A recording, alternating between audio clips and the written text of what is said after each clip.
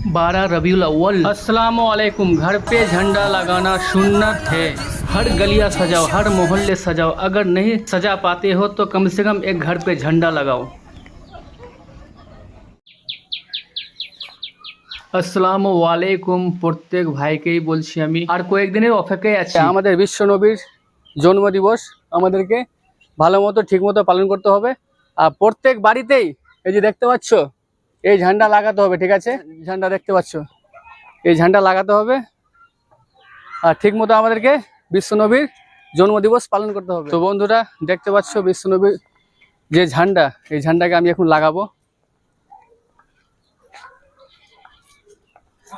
প্রত্যেক মুসলিম ভাইকে 12 রবিউল আউয়াল পালন করতে হবে।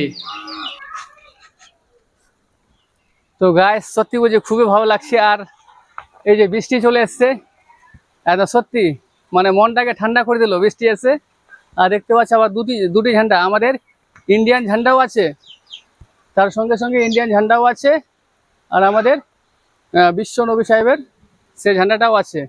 আর প্রত্যেক বাড়িতে প্রত্যেক মুসলিম ভাইকে বলছি ইসলামিক ঝান্ডা লাগাও, তার সঙ্গে ইন্ডিয়ান ঝান্ডা অবশ্যই লাগাও।